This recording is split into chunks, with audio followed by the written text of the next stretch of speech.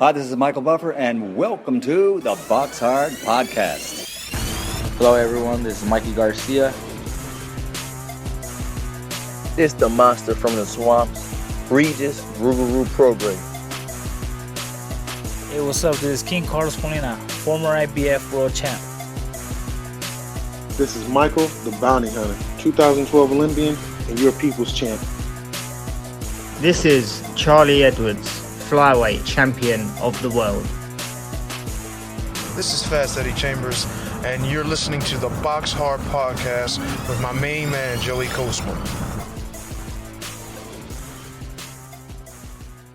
Hello everybody and welcome to episode 218 of the BoxHard Podcast. I'm your host Joey Kosman. I'm joined as always by the infamous, the elusive Mr. Ayaz. Ayaz, how's it going? I'm good, Joe. Yourself? Very good, my friend. Well, not very good to be honest. I'm pretty ill actually, battling a bit of a throat infection at the minute, so hopefully the show goes by pretty quickly. Let's start. That's a bit of a bleak way to start it. We're going to try and step it up. Try and step up the positivity. We're going to start here. Clear my throat. Think positive. The Pabellón de la Vall de Hebron in Barcelona, Catalonia, Spain. Still managed to break out the accent there. Topping the bill, Sandor Martin. Probably one of the best Spanish fighters, actually. 36-2 now. He was able to unanimously, over 12 rounds, beat our very own Joe Hughes. Both men were former European champions. Martin, I think, was the reigning champion. Anyway, it was for the EBU belt. Both men have held it at some stage, and both men lost to Anthony Yigit. I really thought that Joe Hughes would probably be a level above this guy here. I believe that Joe Hughes is a fantastic fighter, but he lost very wide on the cards. Two judges actually had it 11 rounds to 1. Also on that bill, the Spanish Slayer, I'm calling him now, David Avanesian, now 26-3 with a draw. A knockout for him in the very first round against Jose Del Rio, now 29-9 with a draw. That one was for the EBU European welterweight title. David Avanesian loves going to Spain and laying down the pain. Moving out now to the Manez in Vladikavkaz in Russia. One fight to mention over here. Another fight which I thought would be a decent fight, a competitive fight. I was completely wrong. Fedor Chudanov, now 22-2. A unanimous decision win for him over Hassan Ndam, now 37-5. He pretty much shut him out, actually. Chudanov managed to win 12 rounds to 0 on 2 cards, and I think 11 rounds to 1 on the other card. So very, very wide there. Very, very shocked actually. I thought in my opinion, I felt like Chudanov would have good moments, but I felt like Hassan Ndam, I know he's coming off a few bad performances, obviously the slaughtering he got against Callum Smith, but Fedor Chudanov, not really a Callum Smith caliber type of fighter, so for me I felt like Hassan Ndam would have some success, but absolutely not. Moving out now to the Planet Ice in Altrincham, Cheshire, United Kingdom. This one was a Ultimate Boxer show. I watched it. It was on. It was BT Sport. Yeah, so I watched it. Interesting, actually, really interesting. Because when I looked at the lineup, obviously it was the heavyweights that were getting it on. When I looked at the lineup, I was a little bit underwhelmed, and the reason why is because a couple of the guys on the bill had boxed each other before. Obviously, Nick Webb got stopped by Kamil Sokolowski. So, in my opinion, I was thinking, if those guys end up drawing each other, then we should probably expect to see the same kind of fight. But anyway, it wasn't like that at all. In the end, Nick Webb ended up winning it. Friend of the show, Nick Webb, now 16 and I think he's now 16-2 after the whole thing. It was quite confusing because obviously, he won the quarterfinal, the semi-final, and then the final, and he did really well actually. Nick Webb, Kamil Sokolowski crashed out in the first round against Josh Sandland. That was quite an upset in my opinion there. Jonathan Plata, a heavyweight prospect. I think he's now moved to the Peacock Gym. He was obviously with Don Charles before. He lost in the first round as well to Danny Whitaker, who was only 2-1, I believe. So that was quite an upset loss there. Mark Bennett did well. Chris Healy, he was in there as well. Obviously lost to Nick Webb, a split decision. There was a couple of split decisions. To really think about it, when you actually sit back and look, there was one knockout in all the fights. They're heavyweights. There was a knockout bonus on the line. I thought there was going to be knockouts in every fight. It wasn't quite that. It was a little bit more tactical than what we expect, usually over 3 rounds. But the rightful winner, Nick Webb, he gets a chance to get his career back on track. I'm pleased for him. Moving out now to the Fantasy Springs Casino in Indio, California, USA. Virgil Ortiz Jr., arguably the best prospect in world boxing. I think he's now 15-0 with 15 KOs. He was able to knock out Brad Solomon in 5 rounds. Brad Solomon never been stopped, only had the one loss, now 28-2 though. He was down in the 4th round and twice in the 5th and final round. Brilliant win there for Virgil Ortiz Jr. Moving out now to the Kolodroma in Plovdiv, Bulgaria. Over here, Tavel Pulev, now 15-0, a unanimous decision over 12 rounds against Deshaun Webster. That one was for the vacant WBA International Cruiserweight title. On the undercard, former Kubrat Pulev opponent Bogdan Dinu, he picked up a win, now 19-2. The Romanian was able to TKO Osborne Machimana, who had a record of 23-13 with 2 draws going in. Four rounds it took there for Dinu to dispatch Mr. Osborne Machimana. I like that name there. Moving out now to Germany at the Congress Centrum in Oberhausen. Over here, friend of the show, heavyweight, I want to say contender, but I don't think I can call him a contender. I want to say prospect, but he's certainly not that. Mark Damori, definitely one in the mix. A fantastic record. Now 38-2 with 2 draws, obviously a bit padded. A KO for him in 2 rounds against the real overmatched Laszlo Cezine, who's now 6-39, his record there.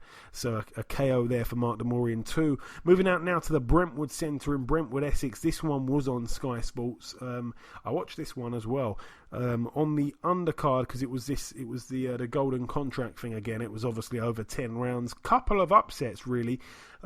Firstly, not actually part of that tournament, but also on the same bill, over 10 rounds. Dan Aziz was able to move to 11-0. Unanimous decision for him over 10 rounds against Lawrence Suzuki, who loses his own, now 9-1 with a draw. That one was for the vacant English light heavyweight title. And now getting on to the actual tournament itself, Andre Sterling. He was beat by Liam Conroy.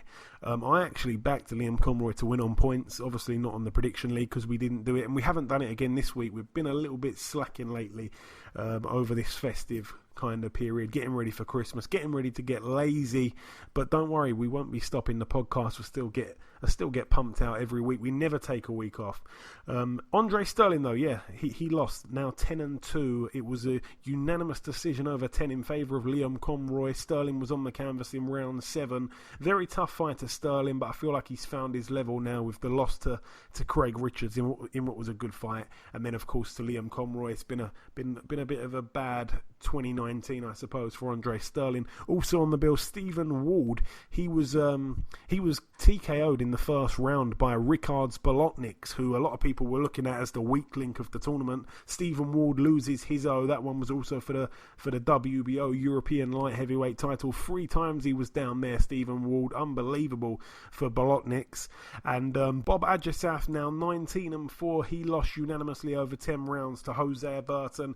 Obviously Jose Burton was going to be the favourite all day long. It was great to see that fight in the first round because, the first round of the tournament, because obviously both men were former British champions, and remember, no one wanted to pick Jose Burton as their opponent, and Bob Ajasaf, being 4th in line to make his pick, had absolutely no other choice. So the fight that was probably the highest kind of competitive level, if you like, we got to see in the first round. Both men former British champions, like I say. Ajasaf was actually down in the first round. It was like 6 seconds after the first bell. He was on the canvas. Shocking there. I'm not sure he's ever been down before, Bob Ajasaf. But anyway, Jose Burton ended up going the distance with him quite wide in the end on the cards there, and rightly so. Also, the other fight in that tournament, Tommy Philbin now now 13-1. Again, he lost his O. So a few people losing their O's on this card here at the Brentwood Centre. Serge Michel, the opponent, he was able to get the win. He's now 10-1. So it makes it quite interesting. Obviously, Serge Michel, Liam Conroy, Jose Burton, and Ricards Bolotniks through to the next round. Again, Jose Burton, for me, the clear favourite to go on to win the whole thing.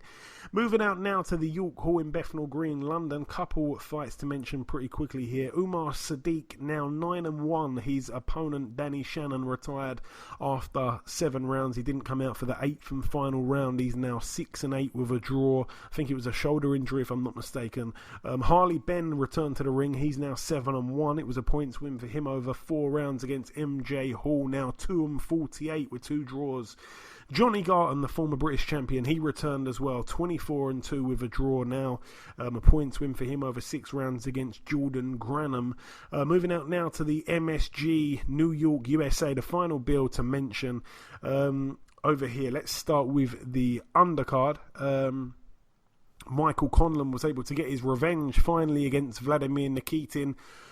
Credit to Nikitin for fighting Conlan so early. You know, since he's turned pro, he's only 3-0 Nikitin. It's been a bit stop-start for him, and he took on Conlan. I wouldn't have imagined that the money would have been fantastic, but he took it, and he had a few moments here and there, but Conlan got it on the cards really wide, especially from the card Bernard Bruni. This judge gave it 10-0 in favour of Conlan. He's now 13-0. He was definitely the rightful winner. That one was for the WBO Intercontinental Featherweight title. Nikitin now 3-1. Perhaps we'll see the end of those middle finger poses. Perhaps not. It seems like a bit of a trend. George Kambosos Jr, the former sparring partner of Manny Pacquiao. I think they still get it on in the gym when they got the time. He's now 18-0, friend of the show. He was able to beat Mickey Bay on a split decision over 10 rounds. Hopefully we get Mickey Bay on the show a little bit later. I'm hoping that we can do that. Mickey Bay was down in the final round, the 10th round, and it proved to be quite a interesting point because it ended up being a split decision. Like I say, one judge gave it to Mickey Bay by a point. The other judge gave it to George Kambosos by 3, which of course, includes that 10-8 round in the final round, and then the other judge, Mark Constantino, had it quite wide to Kambosos Jr. He had it to him by 5 points in the end. I'll definitely ask Mickey Bay about that should he come on the show. Also on the bill, Terence Crawford, now 36-0, a TKO for him in the 9th round against Egis Kavalauskas. That one was for Crawford's WBO World Welterweight title. Kavalauskas was actually down in the 7th round, and then he was down twice in the 9th round where he was TKO'd. Like I say, it was the final round for him. It was a decent fight, actually. I felt like Kavalauskas had the good tactics, probably the better tactics of the two early on in the fight. From the 3rd round, I think it was, that was where Crawford, he got dropped, but it was ruled a slip. You know, the referee didn't score it a knockdown. The replay showed, I think, that it definitely should have been called a knockdown. But to Crawford's credit, he got back up and he finished the round really strong. You know, he reacted aggressively. We know he's a ballsy fighter. He's got a lot of pride. The 4th round, I felt like Crawford, went straight out on the hunt, straight out on the front foot. There was a bit of desperation in his work. Not quite sure why, because of course he would have known it wasn't ruled a knockdown, so it wasn't a 10-8 round. And he was setting a high tempo, but he was risking a lot. He got caught a few times and he was giving Kavalauskas a chance because he wasn't boxing. He was just simply in there to trade. Round 7, that was where Crawford, like I say, got the knockdown. Kavalauskas looked a little bit like he was getting beaten up. He didn't seem like he had too much left in the tank. I don't think he'd been over 10 rounds before. So, straight away I was thinking he's probably not going to last the 11th and 12th round. Crawford, turning it into a bit of a dogfight, putting on a show. Round 8, it was all Crawford, but, nothing telling was really landed from either guy. But for me, Crawford dominated it. Kavalauskas went back to his corner, and I just noticed he looked like he was feeling sorry for himself a bit. And then, like I say, the 9th round, he was dropped, and he got back up, got dropped again pretty quickly after that, and the referee waved it off. So for me, just want to go on a very quick 30-second rant. there's a lot of people on Twitter. It's been a topic lately. Who should be ranked higher on the pound-for-pound list, Crawford or Spence? I can't believe this is actually an argument. Terence Crawford, a champion at lightweight, an undisputed champion at 140. Then he's moved up to welterweight, where a lot of people felt like he might be giving up his size advantages that he had at lightweight and super lightweight. He's up at welterweight against bigger guys than he's used to fighting, and he's 4-0 with 4 KOs. 3 of the fighters that he's boxed were undefeated, and the other one was Amir Khan. So he's been in some good fights, and he's been impressing. Like I say, 4-0, 4 KOs. I don't know the last time he's had 4 knockouts in a row. So that is a statement there from Crawford once again. But for what he's done at lightweight and super lightweight especially, that's enough to rank him above Spence. Forget him even moving up to 147. If he was still the guy that held all 4 belts at 140, he'd be above Spence. But the fact he's moved up, that's his 6th world title now, that WBO welterweight title. It's his 6th world title. Errol Spence hasn't even proved that he's the best fighter at 147 yet. Crawford's already done it, especially at 140. But at lightweight, he was the best lightweight in the world when he was fighting at that weight, in my opinion, and in everyone's opinion, really. He was big for the weight, huge for the weight, and like I say, dominated at 140. Now he's at 147. He's got an argument for being the best there. I do want to see the fight. I hope the fight happens, but if anyone's rating Spence above Crawford on their pound-for-pound list, then give your head a wobble. I think that's my opinion there. And moving up the card once again, this one was a real shock for me. I felt like Richard Comey, the champion at the time of the fight, now 29-3. I felt like he would pose some real questions of the young, cocky, super confident Teofimo Lopez, but he really didn't. Comey, as I said, his 2 losses were really controversial on split decisions in his opponent's backyards. Teofimo Lopez showed up and he was sensational. I felt like in the first round Lopez won it. He was on the front foot for the whole round. There was more variety in his work. He outworked Comey. He caught him nice with both hands as well, and Comey got through with 1 or 2 nice shots, but both men, when they were jabbing, Teofimo, I felt, would get the better of the jabs and the power punches. So for me, Teofimo won that round there. A lot of people were saying that Comey won it. I can't understand how you can give him that round. And then, of course, the second and final round, he just proved he's the real deal. I couldn't believe it. The pair were trading left hooks, and I think Comey seemed to come off worse on his one, and then Lopez caught him again with the right hand, and Comey got dropped. He got back up. He fell straight back down. It was a double knockdown with, you know what I mean? not when 2 guys hit each other at the same time and they both got down. He got dropped, got back up again, and got dropped again. I remember I think Mike Tyson dropped Berbick in similar fashion, or was Berbick down 3 times? Anyway, he was allowed by the referee to continue, and to be honest, he did look okay on the eye, but he was straight on the retreat, and Lopez went on the hunt, and he was hitting him with big hooks, both left and rights, and Comey wasn't really firing back at all, and he was taking them to his credit, but he just wasn't firing back, and too many unanswered punches in a row after being down twice from 1 punch. That was enough for the referee to jump in. It was a cautious stoppage, but it was the right one in my honest opinion. And like I say, I've been saying before, there's no rush for Teofimo Lopez. He's still young. I think he's only just turned 22 a few months ago, so there's no rush for him. But he wants to be in a rush, and I'm not gonna get in the way of that at all. If he's good enough, then why not?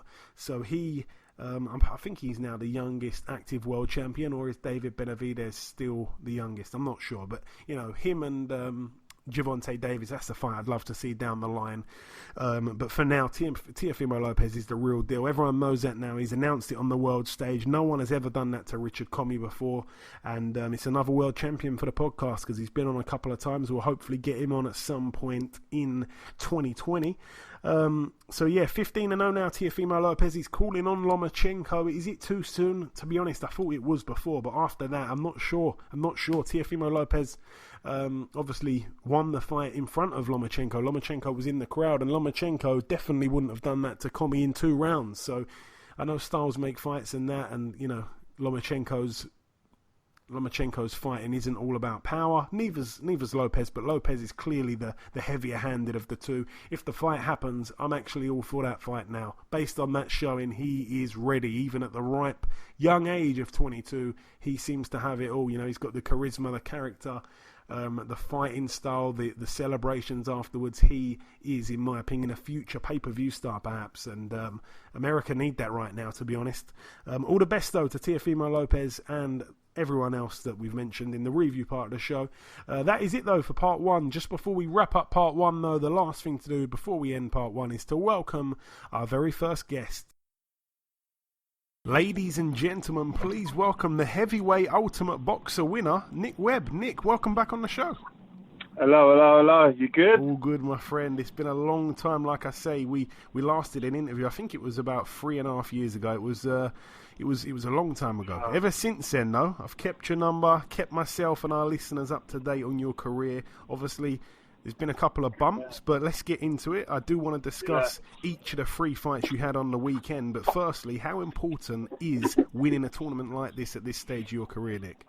Yeah, I think, I was at a bit of a crossroads where, I had a few mishaps for, some, because I had injuries and whatever. And then, I had a few mishaps and, I got beaten in the fights, got caught with a shot. So I was at a stage where it was hard to get fights and, to make money out of this sport. So it was looking hard to carry on if I wanted to. So this has given me the much needed wins I needed to be able to carry my dreams on. And like I say, last time we spoke, you were undefeated. You'd just gone the distance, if I remember correctly, for the first time in your career. It was on the Hay Arnold the Cobra undercard. I think you were 6-0 with 5 KOs. Obviously, Harry Miles, Harry Miles. And so a long time ago. But the Dave Allen fight. This is old news now, really. But what seemed to go wrong? Because I've got to be honest, I fancied you big time in that fight. Well, what happened leading to the fight, February, about 5 months before the fight, I fell over while running in Germany, slipped on some ice, and I dislocated my clavicle and, separated my tendons and ligaments from my shoulder. And I had to have major surgery. And then, obviously I went through a lot of rehab and trying to get back, and I think I just rushed to get back too soon. Like, I didn't have the strength there in my arm, but I believed in myself. So, and we got offered the fight with Allen, and it was worth the risk. And we gambled, and the gamble didn't pay off. Obviously you got the win after that against Dorian Darch, and then straight back in with Sokolowski. And I was a little bit shocked to see him go out of the tournament the other night, by the way, in the first fight, because, I know how dangerous he can be. Obviously, so do you. Fair play to Josh Sandlin for beating him. But that loss to Sokolowski, because you touched on it there, there was a period where before this tournament come about, you were, a little bit down, dare I say, you weren't too sure what you were going to do next. Losing to Sokolowski, was that hard to take? Because again, he is a lot better than his record suggests, but he's still got that losing record on paper, Yeah, well, really what happened after the Dave Allen fight, obviously I was undefeated fighter before that, so losing that actual fight really mentally, caused me a lot of problems. The self-belief and things like that. And I took the Dorian Darch fight, I won it, but it was like going through the motions sort of thing. I won it, but, I still didn't believe, and I couldn't get my mind right. And then a few things happened before the Camille fight, and I just didn't have, I wasn't mentally there. And he came in and he beat me, and and then after getting beaten then as well, I was even more damaged, and it took me a while to build my self-confidence back. Just quickly, the Dorian Darch fight, that was at the, where was that again? I'm sure I was there for that one. In Bracknell, I was there for that one, yeah. Didn't Sokolowski also fight on that card? Yeah, he beat my stablemate Naylor. Yes. I was there for that one. Wow. Yeah.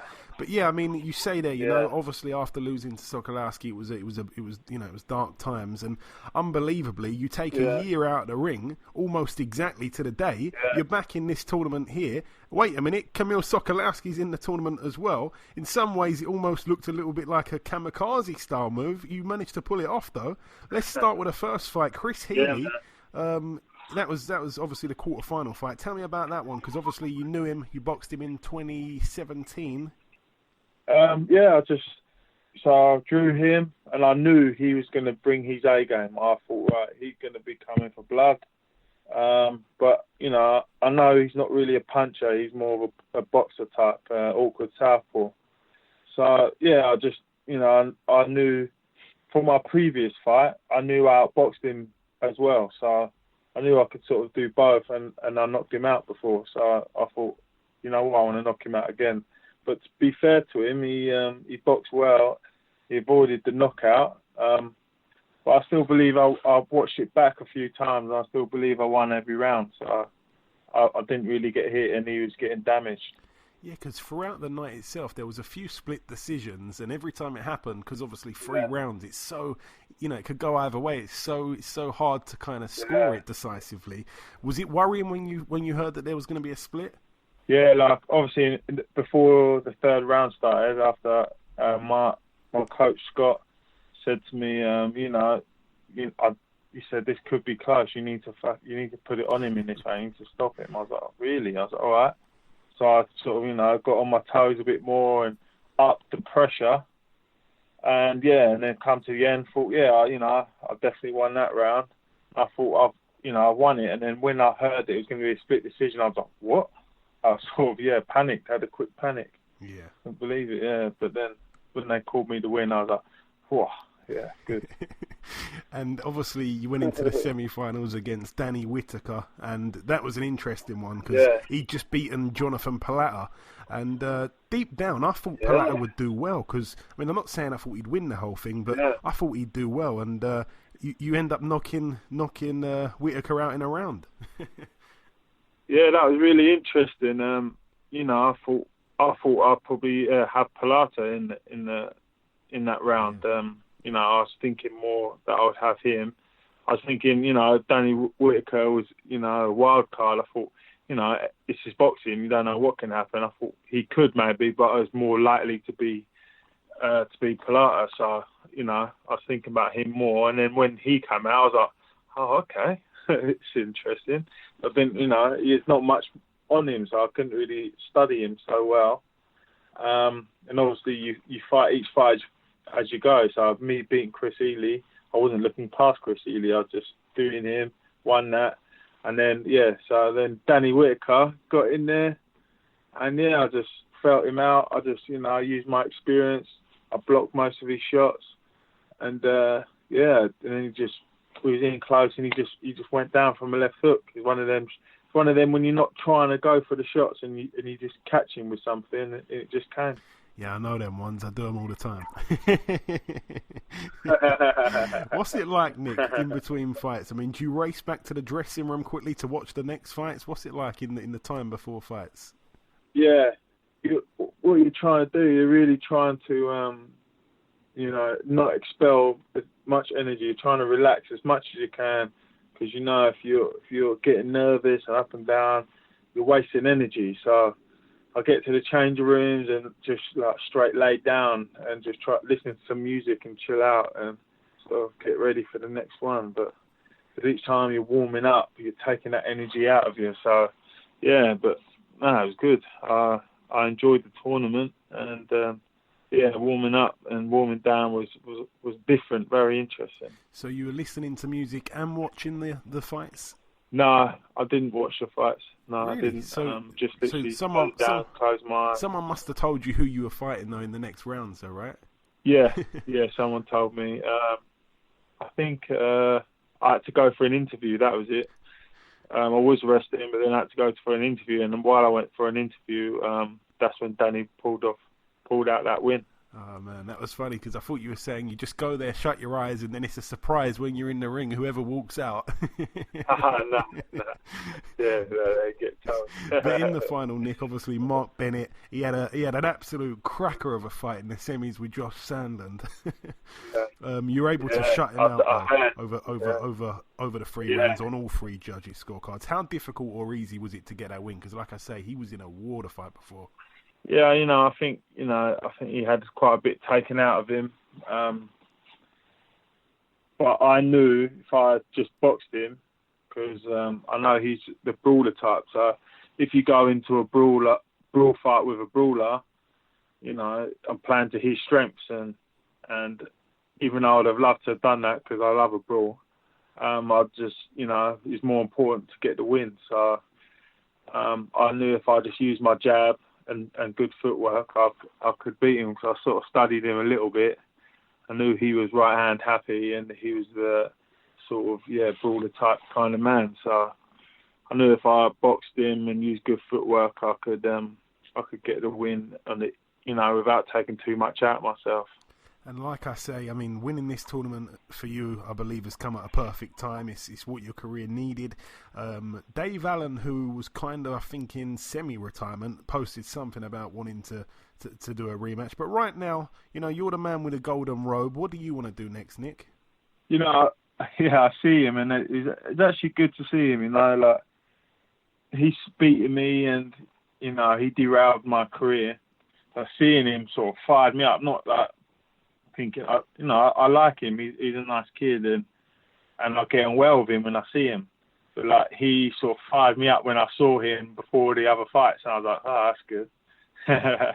And so if he wants a rematch, I'll definitely be well happy to avenge my loss. That's something on the cards that we can look at, definitely.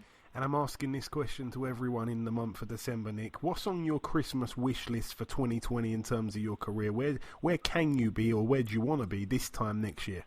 This time next year, I want a belt around me. I want to be back where I should be, and I believe I deserve. I want to have a belt and my career up and up and up. For sure. And just finally, Nick, just before I let you go, if you've got any closing words, anything at all you'd like to say to our listeners, just before we let you go, say whatever you like. The floor is yours. I'd just like to say thank you for everyone that has believed in me. I'm still here, and I'm still, and I think I proved the other day that, I still got what it takes. So keep believing in me, and I will be there.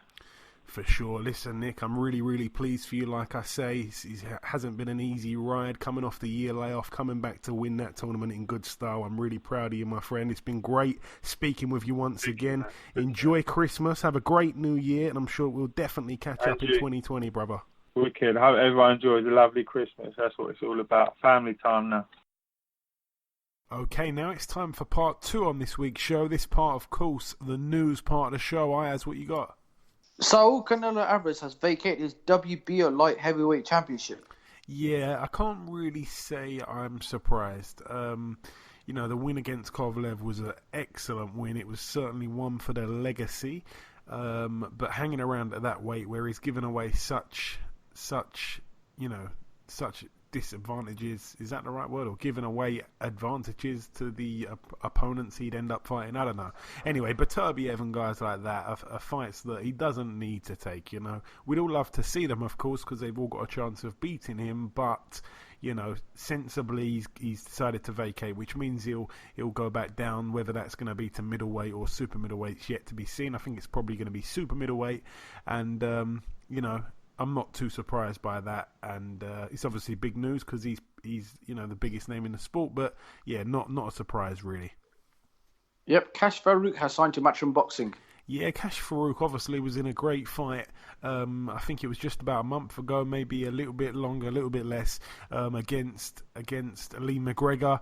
Obviously, both men were based in Scotland, are still based in Scotland, and Cash Farouk ended up on the wrong end of a decision, but a lot of people felt it could have gone either way. I think Eddie Hearn watched the fight, decided that Cash Farouk, in his opinion, should have got the nod, and on the back of that, he was interested in him and he signed him. So I'm pleased for Cash Farouk. Obviously, obviously, being with Matchroom is going to surely push him on. And, just pleased for him personally. Don't know the guy, but wish him all the best. Okay, the big news is that Tyson Fury has split with Ben Davison and will now be trained by David Sugar Hill, who's the nephew of Emmanuel Stewart.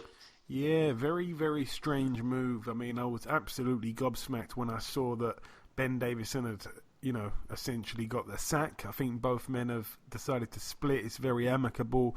It's very respectful.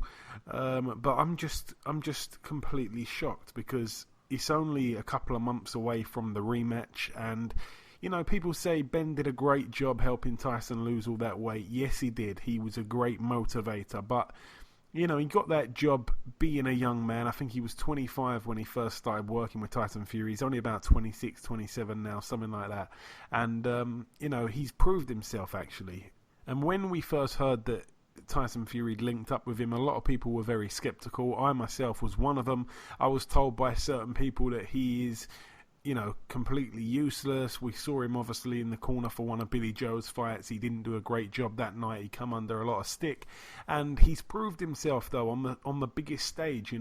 Obviously that Deontay Wilder fight in which Tyson Fury should have got the nod. We know that Ricky Hatton and Freddie Roach also played a part in the corner. Perhaps that was a sign there that Tyson Fury needs something more than just Ben on a big fight night, and he did that for the first Wilder fight.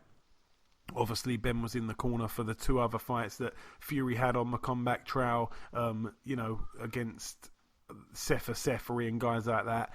And, whenever the big fights come around, he seems like he needs more than just Ben. So that's probably why he's doing it. But it's a funny move because, Sugar Hill's not under,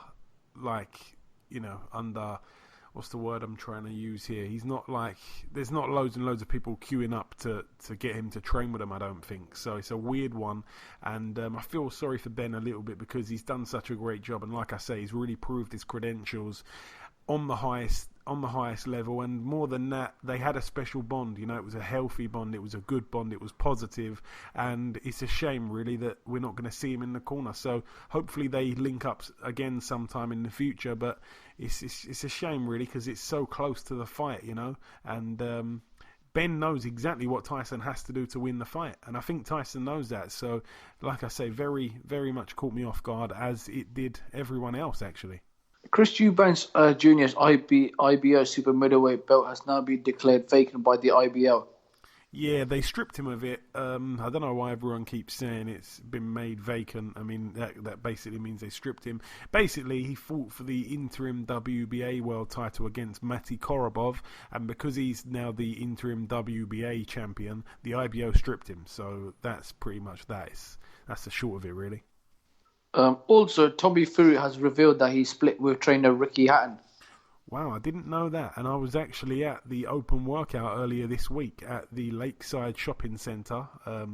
Myself and Michael Hunter took a trip down there, down the motorway down there, caught in a bit of traffic. But we got there in time to see Tommy Fury. We got there in time to see Daniel Dubois and the rest of it. But, I didn't know that at all. I didn't see Ricky in the ring, but I saw John Fury. I didn't really think anything of it, to be honest, but that's quite surprising. He's also insisted that he's getting trained by his father, John Fury. Okay, I mean, like I say, he's at that stage of his career, Tommy, where he's only fighting knockover jobs at the minute.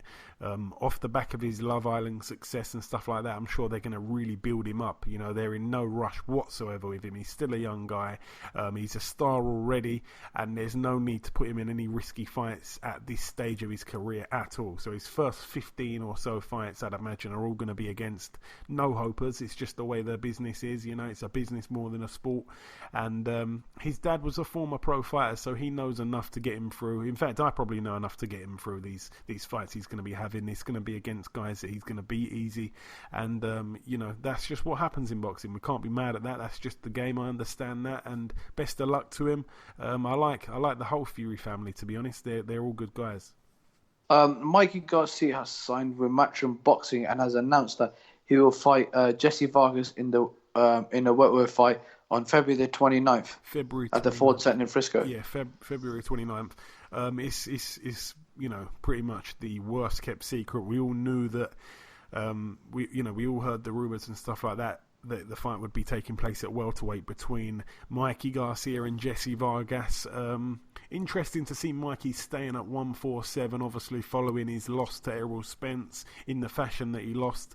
There's no real need for him to stick around there. It's not like Jesse Vargas has got a belt. I think he's better suited to lightweight or 140 Mikey Garcia, so it's kind of weird to see him still staying there for a fight like this as well. But I'm told that he was given, a real big offer and stuff like that. It's a 1-fight deal, I believe, with Eddie Hearn. So best of luck to him. Obviously, Mikey Garcia, a good friend of the show, and I wish him all the best against Jesse Vargas, February 29th.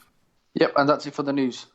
Okay, thank you very much, Ayaz. Just before we get onto the preview part of the show, there is one fight card that we missed because it took place yesterday, the Wednesday, in the Brisbane Convention and Exhibition Centre in South Brisbane, Queensland, Australia.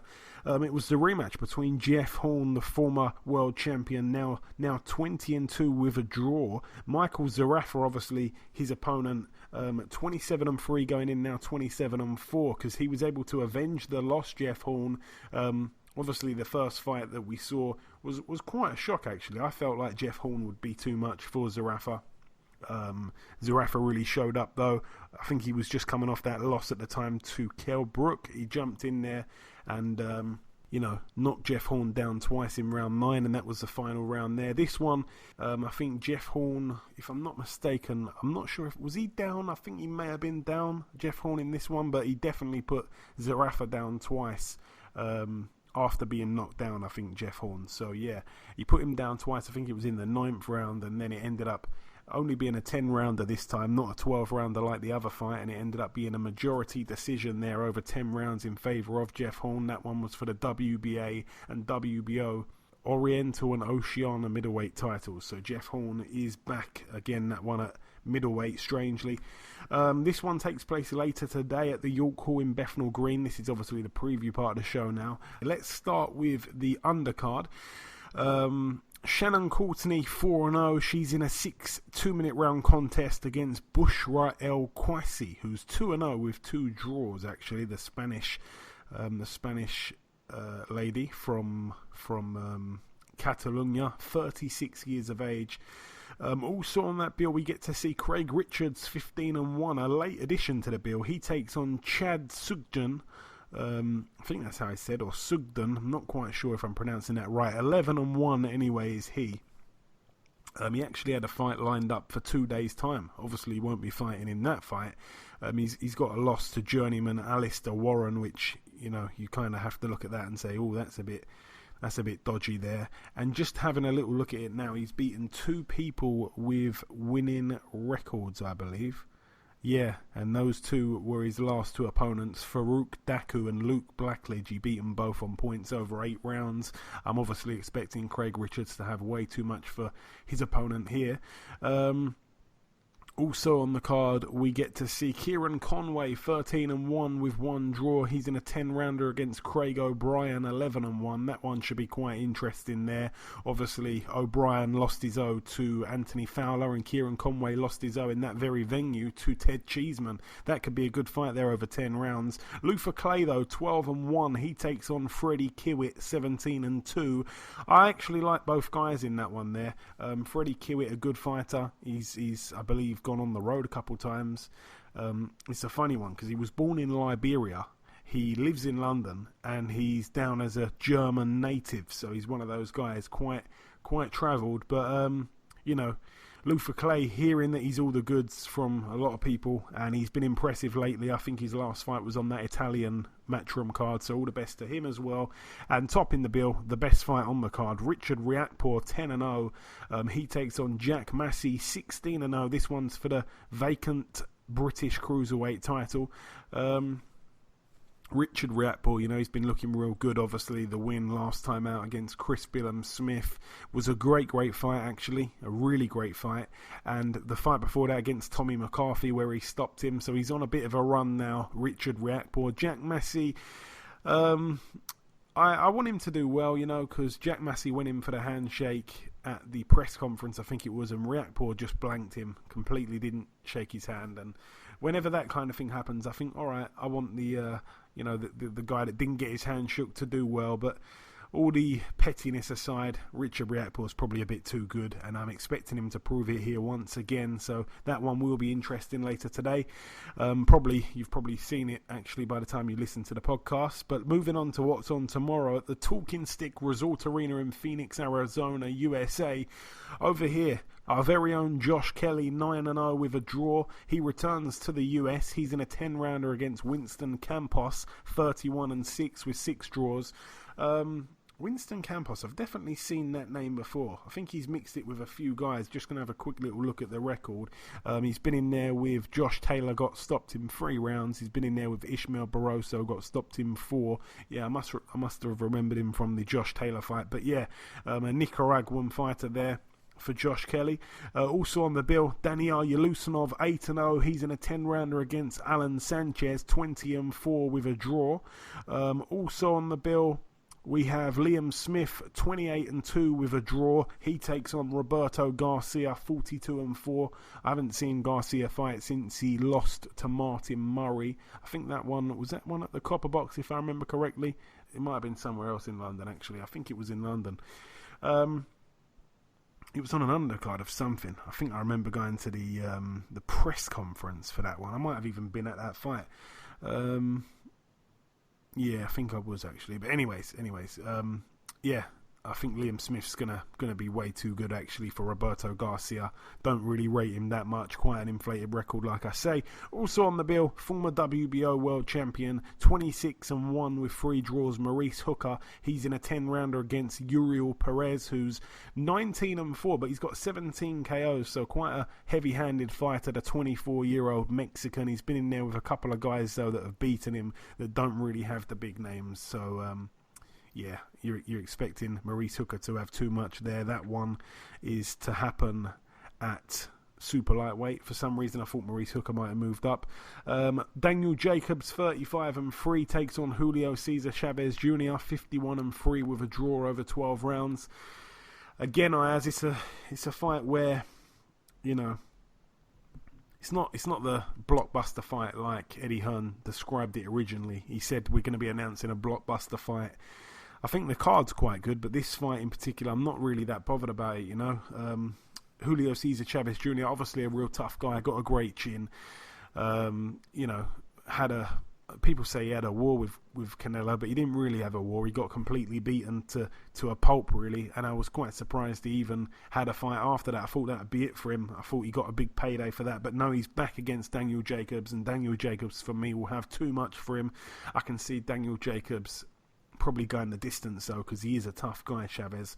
Also on the bill, Julio Cesar Martinez Aguilar, obviously the former opponent of Charlie Edwards. It's been a strange ride for him. He won the fight for about 2 minutes and then it obviously got called a no contest. He didn't get the belt, but he fights here for it, the vacant WBC World Flyweight title. He's also been popped for was it clenbuterol, I think, but then the WBC defended him and said that they think he probably ate some contaminated Mexican meat. But anyway, he's 14-1. He takes on former holder of the belt Christopher Rosales, who's actually the guy that Charlie Edwards beat for the title. Again, Christopher Rosales, a guy that we know very well. He's been over here to Britain a few times. He boxed, obviously, Charlie Edwards. I think that was on the Dillian White and Derek Chisora 2 undercard. He boxed Cal Yafai, and he boxed someone else as well. Andrew Selby. Selby. Yeah, that was it. He had Selby on the deck in the first round, didn't he? And Rosales, I think, he beat Paddy Barnes, didn't he? So yeah, he's, you know, we know him over here, the British and Irish fans. Should be a good fight though, because Rosales is absolutely massive for flyweight, and he's a big puncher. He's a tough guy. I don't think he's been stopped in his losses, so it'd be interesting because obviously Aguilar, very small guy, but you know he carries some serious power in those fists. So I'm really looking forward to that one, and all Latino war that one will be. Moving out now though to Australia at the Entertainment Centre in Hurstville, New South Wales. Former world champion Billy Dibb, friend of the show, 45-6. He's in a 10-rounder against Van Tram, who's 12-0. He's a bit of a prospect. That one could be interesting. I'm very surprised actually to see Billy Dibb back in a ring. I mean, he retired after losing to Tevin Farmer. Then he bounced back I think with a win against the Journeyman. Then he got the big fight in Saudi against Amir Khan when he was a late replacement. I thought that the payment he got for that fight would make him sail off into the sunset because he got that last payday, but no, he's back, and he's back against the prospect, so it's a crossroads fight there. Moving out to Germany, this one taking place in Hamburg. We got Jürgen Bremer, 51-3. He fights for the IBF Intercontinental Super Middleweight title against Jürgen Doberstein, who is 25-3 with a draw. That's really it for that one. Moving out now to Russia at the Ivan Yarygin Sports Palace. Over here, a good fight. Denis Lebedev, 32-2. He takes on Tabiso Machunu, 21-5. That one's for the vacant WBC Silver Cruiserweight title. On the undercard, he's back. The Russian hammer, Dmitry Kudryashov, 23-3. He's in a 10-rounder against Vaclav Pejar, who is 14-8. Dmitry Kudryashov, one of my favourite fighters to watch. He either gets knocked out or knocks you out. I love fighters like that, and he's got a great beard. I'm not talking about his chin. I'm talking about the actual beard. It's a Viking-like beard. Also on the same evening, but taking place at the Copperbox Arena in London. Over here we get to see Daniel Dubois, 13-0. He tops the bill over 12 rounds against Kayotaro Fujimoto, 21-1. That one's for the vacant WBC Silver Heavyweight title and the WBO International Heavyweight title. Fujimoto, 21-1 the record, 33 years of age. He's only 6 foot, so he's given away a lot of height there. I saw him at the open workout. He's got a very, very big head, very, very, very big face. I feel like Daniel Dubois is going to, get him out of there pretty early, to be honest. One very interesting thing is that he actually boxed a guy, Nobuhiro Ishida. He boxed this guy. This guy was actually a 154 fighter. Can you believe that? He was a 154 fighter. He moved up to heavyweight, and this guy here, Fujimoto, beat him, a 154 fighter. He moved up to heavyweight, and Fujimoto beat him on a split decision over 10 rounds. So that tells me all I need to know. I don't think he's going to, be able to threat or put up any kind of threat to Daniel Dubois. Daniel Dubois should handle him quite easily. Also on that card, though, we get to see a brilliant fight between Liam Williams, 21-2 with a draw. He takes on friend of the show, Alontes Fox, 26-1 with a draw. Both men actually friends of the show. That's over 12 rounds. The winner of that, I believe, gets to face Demetrius Andrade at some point in 2020, so best of luck there to both men.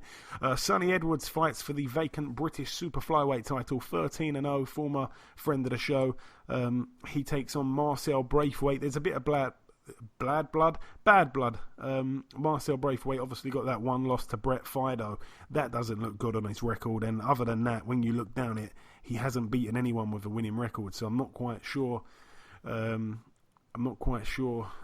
It's interesting from the trash talking point of view, but I don't think he's going to be able to cause Edwards any problems. Edwards a fantastic fighter. Lucian Reed on the bill as well, 8-0 with 2 draws. He's in a 6-rounder against Stefan Nikolai, who boxed Liam Davies on an undercard. I think it was last week, or at least in the month of December for sure. Also on the bill, obviously, Tommy Fury, 2-0. No opponent just yet for him. And Archie Sharp is also on the bill. He boxes a guy called Artoms Ramlavs. I think the guy is 11-0, if I'm not mistaken, with a couple of KOs. Let me just double check that, because it's still not listed online, but I know that the fight's taking place. Let me just get the spelling of that. Artoms Ramlavs. Yeah, he's 11-0 with 6 KOs from Latvia. It's not listed at all online, but it is actually taking place. So all the best to Archie Sharp, obviously, friend of the show. Hopefully he moves to 18-0. Moving out now to the States. This is the final card to mention. It takes place on Fox Sports 1. Let's start with the undercard. Andre Durrell, friend of the show, 26 and... Oh, no, he's not a friend of the show. Anthony Durrell's a friend of the show. Andre Durrell, 26-3. He's in a 10-rounder against Juan Cabrera, who's 24-2. Efia Jagba, the heavyweight prospect from Nigeria, 11-0. He takes on Iago Kiladze, former opponent of Joe Joyce and Michael Hunter. 26-4 with a draw, Kiladze. That's over 10 rounds. Good measuring stick kind of fight, I suppose, that one for a Jagbar. And topping the bill, Tony Harrison, 28-2, 12-round contest against Jermell Charlo. It's the rematch, Ayaz. Obviously, Harrison was able to win on points in the first fight. It's for his WBC World Super Welterweight title. How do you see it unfolding, though? Because it seems like Tony Harrison, since that fight, has really mastered getting under the skin of Jermell Charlo. If I'm, this is going to be a very good fight. But if I'm going to go with a win, I'm going to go with Jermell Charlo to get the revenge win by points. Do you know what?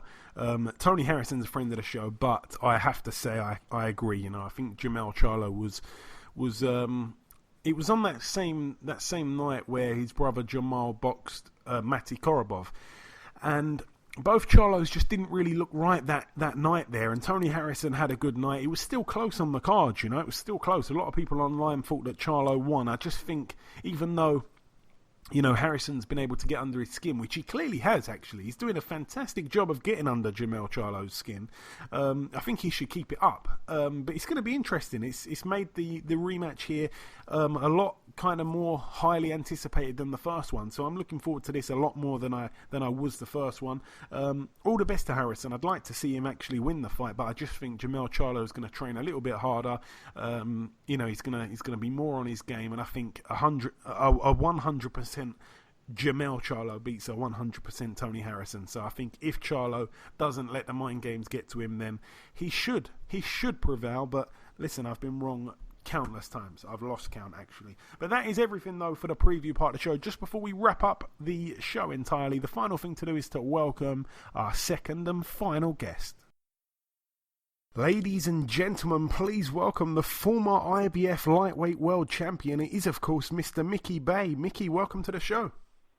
Thanks for having me. My pleasure, my friend. My pleasure. So Mickey, I want to touch on a couple of things. Obviously, you made your pro debut all the way back in 2005, and as far as careers go, you haven't exactly had the easiest journey.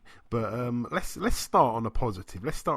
September 13th, 2014. Some remember it for being the Mayweather Maidana rematch, but of course on that undercard, Mickey Bay, Miguel Vasquez for the IBF Lightweight World title. Talk me through that night, a night I know you'll never forget, Mickey. Oh yeah, that was a good night. Where I captured the title and beat a real good opponent, real awkward opponent on the big stage too. So that was a good day. And what did it mean to you to become world champion, Mickey? Obviously it's every kid's dream when they turn to boxing. I like to ask that question because I hear a variation of answers when I ask it. Well, that's like the pinnacle. So that's what every fighter. Even fighters, many people don't get there, so that's what you always work towards. So, it was a real good feeling, But like you said, I wanted to keep it going, but I had to get hand surgery after the fight because I actually went into the fight. I had hand problems for some years, and I actually fought, pretty much with one hand. People didn't know, but after I won the title, I got hand surgery. Had a little managerial problems from then for a little minute, and that's kind of why I had been off. Yeah, because, you obviously didn't get to defend the title. It was quite a messy situation. I think Denis Shafikov, a fight that was supposed to happen but didn't end up happening. And then obviously, I'm not sure what happened. Did you vacate or did they strip you? What actually happened from your point of view? Yeah, well, I vacated because I wasn't ready to fight. My manager had made the fight without my permission at the time because we had an agreement set in place that he told me about behind closed doors that never went into effect. So, really it was a matter of, I was probably only 50% into my healing with my hand, and my manager made the fight too soon. So I ended up having to vacate it because, it's like a deadline. We would have had more time, but my manager at the time, he made, he pretty much signed off on everything to get going. So since by that happening, they had to let somebody else fight for the belt. And, you know, back at that time, obviously, promotional-wise, you were signed to Mayweather Promotions. I'm guessing you were one of their first world champions, I'd say? Yeah, I was one. I think Ishe might have got it right before me. Okay. And yeah, Ishe Smith. Yeah, friend of the show, Ishe. And obviously, you know, back at that time, everything was going well. What actually happened, Mickey, for this arrangement, this deal to just end what seemed so kind of sourly? You know, like there seemed like there was a big miscommunication. I don't think you were happy. Why did things break down like that? I just think at the time, like, you know, my relationship was always great with Floyd and even, you know, his family, because I pretty much started out with him. You know, I was training with his dad, and I knew his family for a very long time, you know, like over 15 years now. But I just think it was a matter of my manager was young, and he never managed before, and he was inexperienced. So it was just things that was happening. You know, I just don't think he was ready to manage like a fighter that was up on the championship caliber as his first task, because he'd never been in the business, and he was, you know, he was young. He was only a couple years older than me and never really dealt in business at all, let alone in the boxing business. So, you know, I just think there was a lot of mistakes made. It was, you know, just kind of messy, because, you know, he was Floyd's family member, so it was just kind of messy. I'll just kind of sum it up at that. Yeah. And, I mean, you did end up getting a shot at the IBF title once again when you boxed Rancis Barthélemy in 2016. And there were some very different scorecards on the night. I mean, you lost by a split decision, but one judge had it to you 117, 110. Right. The other two judges had it 117, 110 the other way, and obviously 111, 116. Despite you dropping him in the second round, how did you feel you got on that night there? Well, that fight, I think it was a little too short a notice at that time. You know, I think I had like a 4-week notice or something like that. That's kind of short for a title fight. Definitely. But nevertheless, it was still a great fight. Like, you know, he's a real good fighter and was, you know, real awkward and everything. We pretty much fought him in his backyard at that time in Miami. But it was still a good fight, you know. I like to take on challenges no matter what. So even though I got the shot, I knew it wasn't, you know, enough time to have a camp or anything, but I pretty much, you know, just went in, just fought off heart, just what I had at the time, and, you know, and that's what happened. And then obviously after that fight, that's where you became massively inactive. You were out the ring for 27 months. What caused that layoff, or was that still managerial issues? Yeah, it was a managerial issue. You know, that pretty much derailed things for a minute, you know, because I'm the kind of guy that, you know, you would think like, okay, what is he doing? He might be BSing, partying, or like, but I don't, you know, I'm a real dedicated person, like just period, like just, you know, I don't really I'm not a wild guy at all. So, you know, I was always ready to fight, and it's like, it was just that, you know, like we said, it was a managerial thing. So it was like, you know, without trying to dig it all the way up and say something bad about, you know, the cat, it was just like, man, I'm going to teach him a lesson, kind of one of those kind of things. Like, you know, so, you know, I'm going to teach him a lesson and show him that everything should be my way, or you won't fight at all. It was kind of one of those things. So it wasn't even really like the actual promotional company, like Floyd and Leonard. It was straight, but it was just like, you know, Floyd is busy. He doesn't even really know what's going on with the company, because it's just under his name. So he, like, you know, it was just a little messy. And I'm just glad the time did fly by. And actually, I'm with my advisor now, who he kind of sensed like, man, you know, that I should be gone and stuff should be better. So we saw each other in Las Vegas, and you know, we hooked up ever since then. You know, Andre Rozier. Yeah. Yeah, we actually together now, and you know, he got me back on track. couldn't even get any easy fights. Nobody still wanted to fight us, even though we've been off so many years. And that's why we did take this hard fight coming back. But now we're getting ready to get rolling. He's going to keep me busy, and we're going to definitely get back to the top. I mean, we almost just did it, despite the layoff. Yeah, I mean, obviously you had a 27-month layoff. Then you boxed. You come back for one fight, Luis Valdivia. Obviously you beat him, and then you disappeared for another 15 months before Saturday night. And going into that fight there, I mean, this guy George Kambosos Jr. Obviously, we're hearing a lot of good things. A Manny Pacquiao sparring partner, a guy that's undefeated.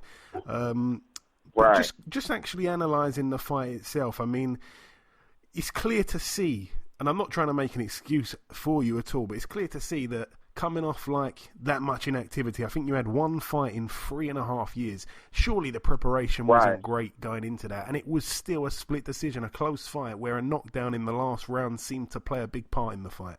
Oh yeah, like I say, I mean that was it was a tall task. I still think, without that kind of mistake, that I made in the last round, it was kind of weird, but I saw that, okay, I still got it, and I was sharp. I felt good. I had a real camp this time. Everything was great. So, I'm just really excited to get back in, just seeing that I still was pretty sharp to be off that long from fighting it. It's different still from the gym and stuff. You got to see if you got it still. And against a top opponent like that, and the younger opponent like that, it just makes I'm just even more excited to get back in next. When I get back in next, it's going to be even a different ball. The ball game is going to be so much different because I got my rust off with a top opponent. So now I'm ready to really go forward. And coming down to the last few questions now, Mickey, I wanted to ask, what is the relationship like now, personally with Floyd? Obviously, a lot of his fighters have said good things about him. You mentioned there Ishe Smith, Badu, Jack, Ashley Fiafane, guys like that have all been on this show before, and they all have high praise. Are you and Floyd good now? Yeah, I mean, it was never really, like I say, it wasn't really a thing with us. I mean, I was disappointed the way that he let things happen. Yeah. Because he's a fighter and he kind of knows how it is, but as far as overall, I learned a lot from him, like as far as boxing, and he done a lot of great things for me. So, I won't just let certain things that didn't go good just tarnish everything. I saw him not too long ago.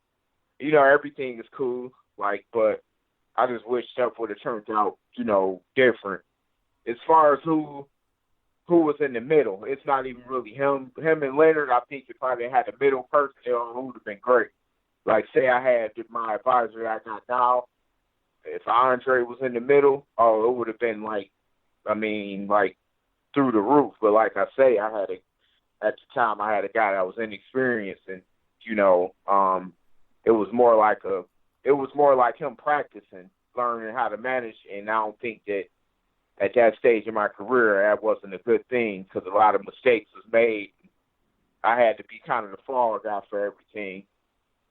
And, I'm the kind of guy I wasn't coming out in the media saying anything, but reports that get put out like, oh, he turned down this amount of money, none of that stuff was true.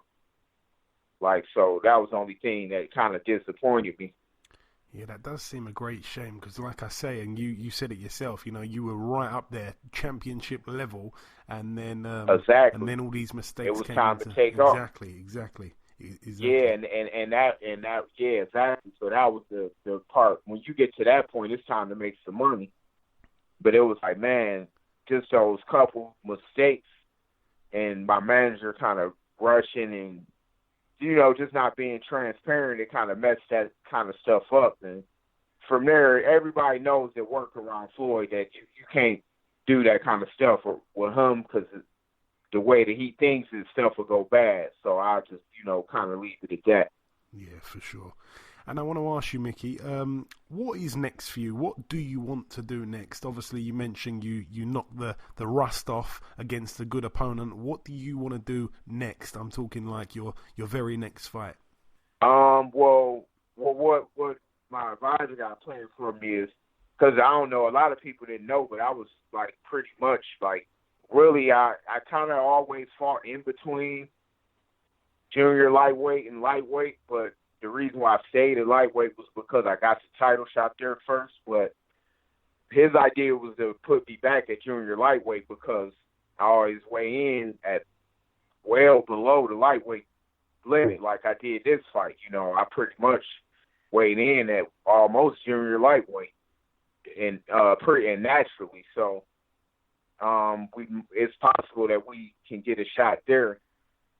So, you know, I would like to get the biggest fight possible there, you know, something that hit me towards the title or any big fight. Okay, that sounds interesting. I like the idea of that, actually. I like that one. Good advising. Yeah, thanks. Oh, you do? What would you like to see there? Like what? There's a lot of guys that are kind of in the top 10 rankings with the sanctioning bodies that you could fight. Right. And that would, you know, get you ranked pretty quickly. I like a lot of fights there. Right. If you know, when we're done speaking, just check out the rankings there, because there's some real winnable fights for you there, and you'd get ranked pretty quickly, in my opinion, you know? Right. And that's the goal, like, is to, you know, and I'm sure that's what we will do, and it'll be soon. The good thing is that I didn't take any punishment. I'm good. I'm actually on the way to the gym now just to kind of shake out a little bit. You know, my hands don't hurt, and I feel great. Like I'm pretty much healed up already from the fight, and that was a 10-round, you know, competitive fight. But I was in great shape. Like if I had the camp that I just had for this fight, I wouldn't have a loss in my career. You know, I would have had one. I wouldn't have had that one or two losses that I had. Definitely. And this question here, I'm asking to everyone that I'm speaking to in the month of December, Mickey. I want to ask, what's on your Christmas wish list in terms of your career for 2020? So where can you be in a realistic world this time next year? On behalf of you, I want to say I just want to see you active. That's my wish list. I want to see you active. Right. Thank you. I appreciate that. That's really it. Like that and being the champion. And I'm sure we'll achieve it. That being the champion and going into, you know, the following year, getting a couple big wins and maybe go out on top. You know, as a fighter, since I'm healthy, I take care of myself. I haven't taken a lot of punishment, so I don't really fight or look what you would say is kind of a fighter that's getting a little older. I don't really feel it, so, you know, I'm just glad and I'm blessed that I still got the reflexes, the energy, and all of that. But yeah, we're going to go on a real strong run and end it off on top. I really do like the sound of that, my friend. And this question here I like to ask to everyone that we speak to from overseas, Mickey. Who comes to mind, I'm putting you on the spot a little bit here, but who comes to mind when I ask who's your favourite UK fighter of all time? It can be a guy that's still boxing today. It can be Anthony Joshua if you wanted. It can be a guy that retired years ago. That's a good question, man. Because for some reason I was thinking about that not too long ago. I asked myself that. I said, man, who? And I got a few. Can I name more than one? Of course you can. You're Mickey Bay. Okay, I like I like a lot of real old school fighters. So one is Randy Turpin. Okay. Yeah, that's one. I like Calzaghe. Oh, for sure. Let me see. Right now I like Fury. Oh yeah. Yeah, I like Fury. I want to make sure because as soon as we hang up, I'm end up thinking of a bunch of people. Because I was watching some old school guys that I like. That's why I brought up Randy Turpin, because I was watching him and he was real good. I like I used to like you know what? You know who was pretty good that people don't. I think that to me, the Carl Fox was a real good fighter. Yeah, We get him sometimes when I ask that question. Yeah. Yeah, like he was a good fighter. Like, you know, he was a real good fighter. Carl Froch. Right now, I kind of like I think Fury. Josh Taylor. Oh yeah. He's from there too, right? Yeah. Scotland, yeah. Oh, okay, yeah, I like him. Then you got guys, like Frampton. It's a lot of good skilled fighters over there. Yeah, man. There's some good names there. I mean, obviously. Like even when you look at Nigel Benn and guys like that, Chris Eubanks. I like a lot of those guys, like a lot of the old school cats too. Prince Nassim Hamed. Oh man, definitely, because I sparred with him before. Oh my God, tell me about that. Yeah. Wow. When I was little, I was a kid. I used to train. I used to be a part of the Kronk team with Emmanuel Stewart. Mm-hmm.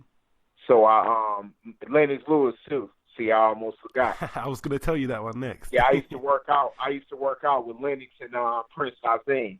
Wow. Yeah, so yeah, I got a chance to move around with Prince when I was younger. So yeah, definitely those two, man. I forgot. Like, yeah, those definitely at the top. Lennox Lewis and Prince Nazim for sure. Okay. I like Ricky Hatton too. Yeah. Everyone says him. Yeah, I like Ricky Hatton. All right. Well, congrats on naming the most British fighters. You knew more than what I thought, to be honest. Oh, when I hang up, I forgot a lot. It's cool. You can text me the rest.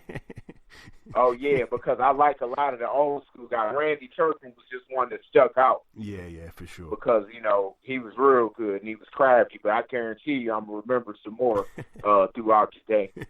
All right, my friend. And just finally, if you've got any closing words, just to our listeners. Obviously, we're UK based. I'm sure you've probably had lots of love from the UK. They really recognise real fighters, and obviously, you'll have a fan base over here. What's your message to your supporters from this side of the ocean? Well, I want to thank everybody from the UK, and hopefully I come over there and fight soon. Actually, let me add that to my list for 2020 to get a big fight in the UK. I think the UK got the best and most loyal boxing fans in the world.